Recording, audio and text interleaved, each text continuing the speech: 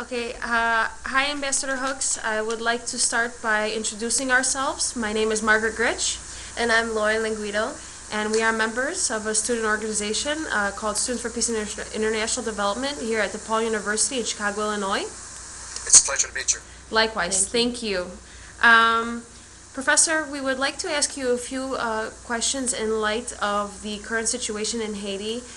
Since you were stationed in Haiti for a couple years, we feel that you're properly equipped and well informed, much more than many people are, especially students. So we'd like to ask you a few questions if you would be willing to answer them. With pleasure. Thank you, Ambassador. We're going to start by asking if you could briefly describe the general situation, more specifically the economic and social situation in Haiti today.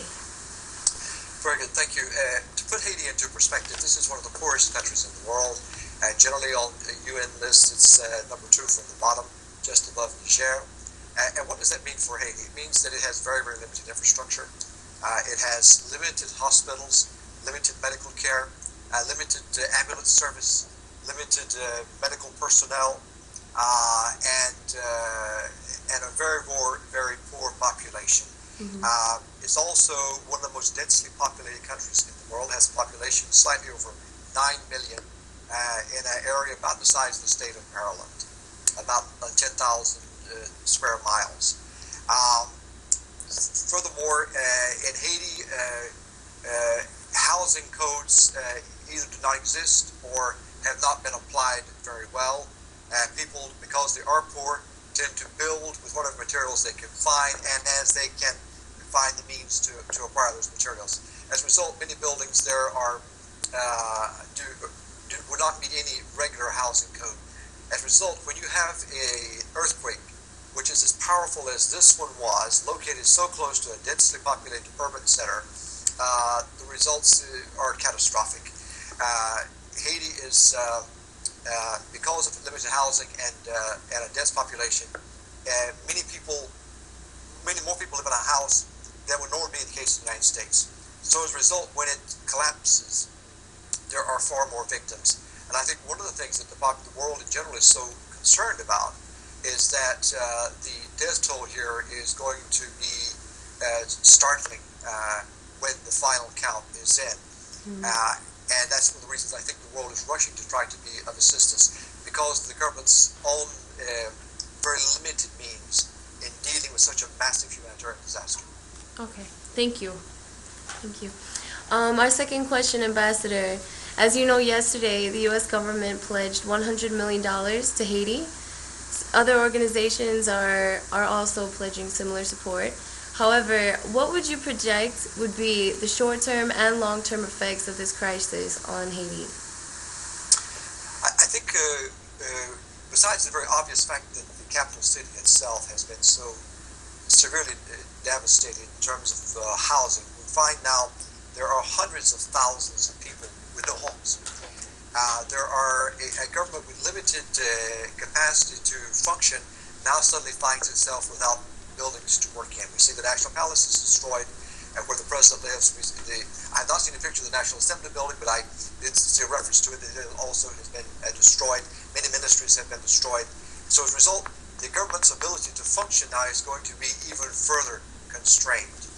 And I think in this crisis, we're going to see that the rest of the world is going to have to provide a really helping hand to try to help get the government beyond this crisis in terms of meeting the urgent needs of first aid and medical care. But it also has a tremendous psychological impact on people. You can imagine people are going to be suffering from having lost close family members, themselves having survived a very tragic situation like this. And I think the first need, therefore, is the basic needs of medical care, food, and water. Now, Haiti is very fortunate that the climate there is very benign. It is not cold, and we're not in hurricane season.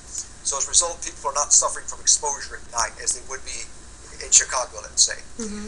So that is on the plus side. But I think the most urgent needs are medical care, food, and water.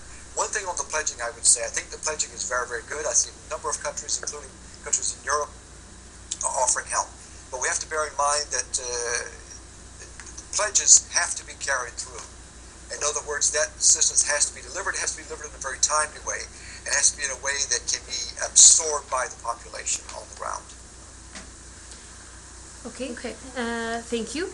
And lastly, we would like to ask you how important it is to supply the schools and the schooling system and supply them with the basic necessities in terms of the long-term goal in Haiti, in order for Haiti and the Haitian population to get back on its feet. I think there are two key points here that we have to make.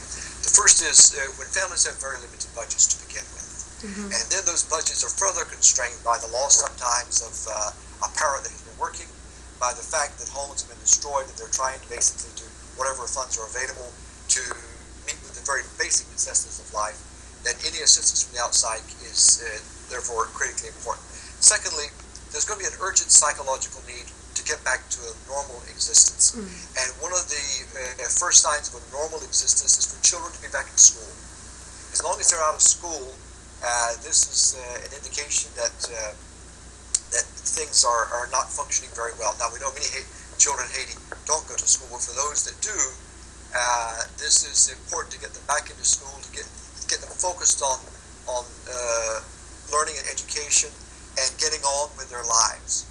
And therefore, anything that can be given to them to assist them in that respect, whether it's books, notebooks, pens, papers, the very basic necessities, I think will help to contribute enormously to giving a focus to their lives and helping Haiti to move back into some sort of semblance of normality.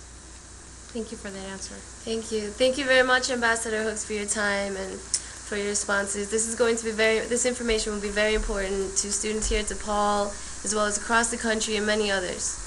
Thank you. Thank you. It's my pleasure, and I look forward to seeing how your efforts to help Haiti evolve. Thank you. Thank you. And lastly, I'd like to conclude by thanking also Dorian Pliszka in preparation for this interview, and thank you for once again taking the time and effort to speak with us. My pleasure. Thank Thanks. you.